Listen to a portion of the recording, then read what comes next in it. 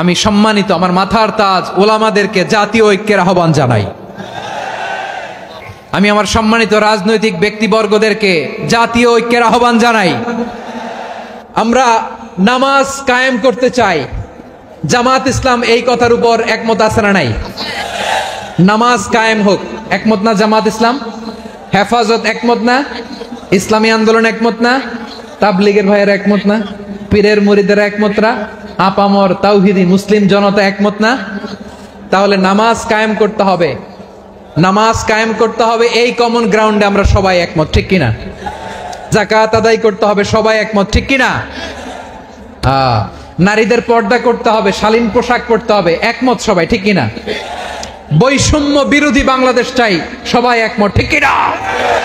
Meritocracy, meritocracy, আর কোনো মামা চাচার ফোনে পদ দিলে হবে না, মেধার ভিত্তিতে সবগুলো পদ ঠিক করতে হবে, চিল্লায় বলো ঠিক কিনা? আমরা একমত না? স্বাধীনতা সার্বভৌমত্বের প্রশ্নে আমরা সবাই একমত, ঠিক কিনা? আমার নবীরে গালি দিলে রাষ্ট্রীয়ভাবে সর্বোচ্চ শাস্তি তার নিশ্চিত করতে হবে, ঠিক কিনা? এই 10টা কমন গ্রাউন্ডকে সামনে রেখে বিশাল জনসমাবেশ করেন সোহরাওয়ার্দীর ময়দানে, সবাই আসেন। জামাত ইসলাম, হেফাজতে ইসলাম, ইসলামী আন্দোলন, পীরের মুরিদ, তাবলীগ, খেলাফত মজলিস, সবাই একসাথে হন। তাহলে সবাই জানবে যে এই 10টা বিষয়ে আমরা একমত। বলেন, এই ঐক্যতে আপনার দরবার যাবে? দরবার নষ্ট হবে? আপনার দল নষ্ট হবে? আপনার আকীদা নষ্ট হবে না? আমার মাথার তাজ সম্মানিত ওলামায়ে একরাম, এই 10টা কমন গ্রাউন্ডে যদি এক হন, আপনার আকীদা নষ্ট হবে? আপনার আকীদা আপনার, আমার আকীদা আমার, আপনার দল আপনার, আমার দল আমার, আপনার পলিসি আপনার, আমার পলিসি আমার, কারো কিছু নষ্ট হবে না। কিন্তু যে বিষয়ে আমরা সবাই একমত, এরকম 10টা মৌলিক পয়েন্টে আমরা একমত হতে চাই কি চাই না? এতে কারো কোনো লস নাই, কারো কোনো ছাড়ও দেয়া লাগবে না, কারো দরবারও যাবে না, কারো দলও নষ্ট হবে না, কারো আকীদাও নষ্ট হবে না। আমার আকীদা আমার, আমার দল আমার, আমার সব ঠিক আছে। শুধু এই বিষয়ে আমি একমত, তুমি একমত, তুমি একমত, তো আমরা সবাই একসাথে বসে জানান দেই যেগুলোতে আমরা একমত, শোডাউন করি। বাংলাদেশের যে কোনো মহাসমাবেশকে সেই দিনের মহাসমাবেশ ছাড়িয়ে যাবে, চিল্লায় বলো ঠিক কিনা? এরপর জেলায় জেলায় বিভাগীয় বিভাগীয় আপনারা ওয়ার্কশপ করেন, সেমিনার করেন, আইস ব্রেকিং প্রোগ্রাম করেন, এইভাবে আমাদেরকে আগাতে হবে। তাহলে number 1 common ground based, number 2 issue based, issue ভিত্তিক ঐক্য। যখনই জরুরি কোনো ইস্যু আসবে আমরা ঐক্যবদ্ধ হব। রাজি আছেন সবাই? সবাই রাজি আছেন? আল্লাহ তাআলা আমাদের সবাইকে ঐক্যবদ্ধ জীবন ধারণের তৌফিক দান করুক, আমরা পড়ি আমিন। আমরা যদি বিচ্ছিন্ন হই, একে অপরের যদি মারামারি করি, একজন যদি আরেকজনের কাফের ফতোয়া দেয়, আমাদের কি ক্ষতি? শুনবেন? কথা কয় না, শুনবেন? 1 নাম্বার ক্ষতি হচ্ছে আমরা যদি বিচ্ছিন্ন হই, আমাদের শক্তি কমে যাবে, আমাদের পাওয়ার আমরা হারাবো। আমাদের কি হারাবো? পাওয়ার। মনে রাখবেন, যখন আমি একা থাকি তখন আমি ব্যক্তি, যখন আমরা সবাই মিলি তখন আমরা শক্তি। এই শক্তি নিয়ে আমাদের সামনে এগিয়ে যাওয়ার দরকার আছে না নাই? তাহলে আমরা যদি নিজেরা বিরোধে লিপ্ত হই, আমাদের ক্ষমতা, পাওয়ার ছুটে যাবে। আমরা এই পাওয়ার হারাতে চাই না, ঠিক কিনা বলেন? রব্বুল আলামিন ঠিক তাই বললেন। রব্বুল আলামিন বললেন, খবরদার, وَأَطِيعُوا اللَّهَ وَرَسُولَهُ وَلَا تَنَازَعُوا فَتَفْشَلُوا وَتَذْهَبَ رِيحُكُمْ وَاصْبِرُوا إِنَّ اللَّهَ مَعَ الصَّابِرِينَ। আল্লাহর আনুগত্য করো, নবীর আনুগত্য করো, কিন্তু খবরদার নিজেরা বিরোধে লিপ্ত হয়ো না, নিজেরা মারামারি করো না, তাহলে তোমাদের শক্তি কমায় দিবে কে? ফাতাফশালু, তোমরা সাহস হারাবা, ওয়া তাযহাবা রিহুকুম, তোমাদের শক্তি কমে যাবে, পাওয়ার কমে যাবে। তাহলে আমরা যদি নিজেরা মারামারি করি, আমরা নিজেরা যদি বিচ্ছিন্নতায় লিপ্ত হই, আমরা যদি মতানৈক্য করি, তাহলে আমাদের শক্তি কমে যাবে, ঠিক কিনা? আমরা শক্তি কমাবো।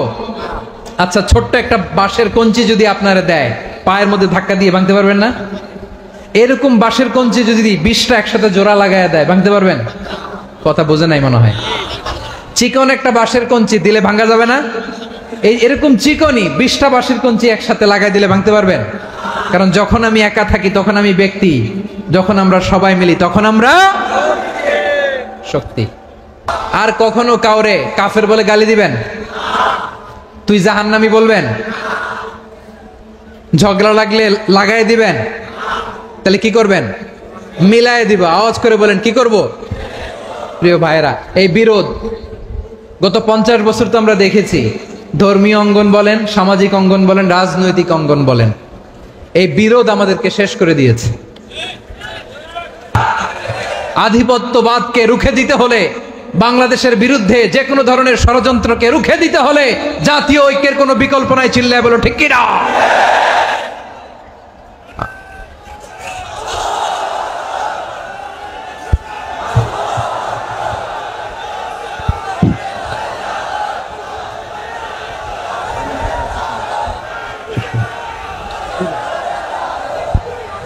আমার প্রিয় ভাইয়েরা, আমার ভাইয়েরা,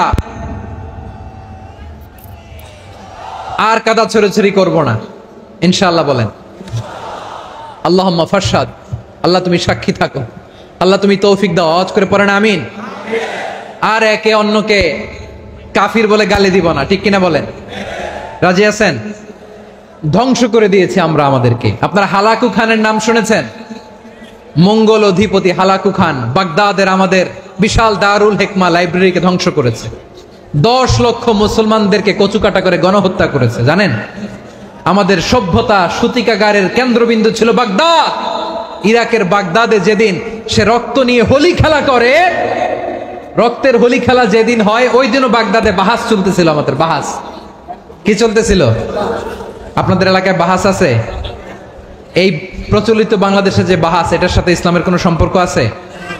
এই পর্যন্ত বাহাসের পরে পরাজয় বরণ করছে এরকম কোন দল আপনারা পাইছেন? আমি পাই নাই। প্রত্যেক দলই বাহাসের পরে সংবাদ সম্মেলন করে বলে আমরা জয়লাভ করিয়াছি, ওনারা পালাইয়া চলিয়া গিয়াছেন।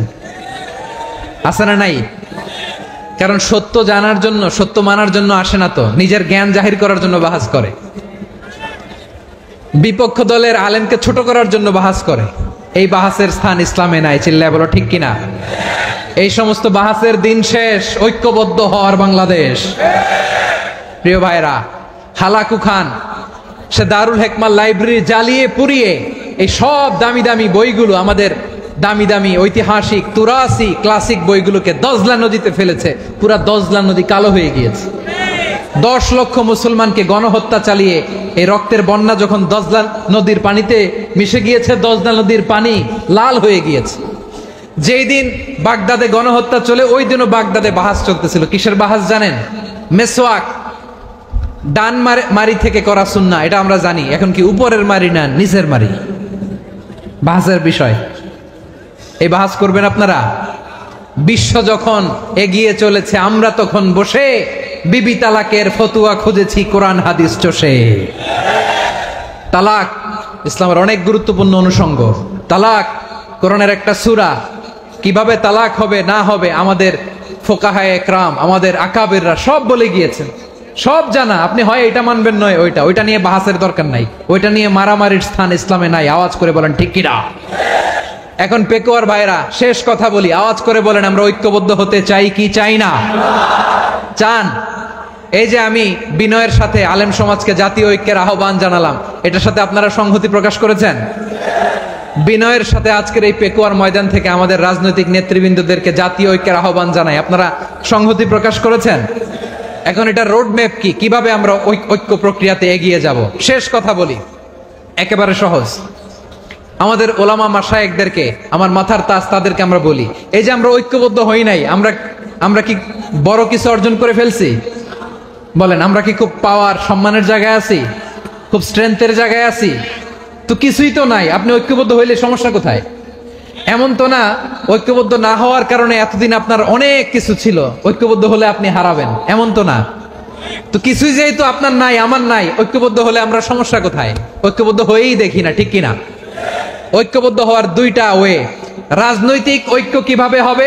রাজনৈতিক সম্মানিত নেতারা ঠিক করবেন। আলেমরা কিভাবে ঐক্যবদ্ধ হবেন? শেষ কথা বলে শেষ করছি, খুব গুরুত্বপূর্ণ। This is the punching line. এদিকে তাকান।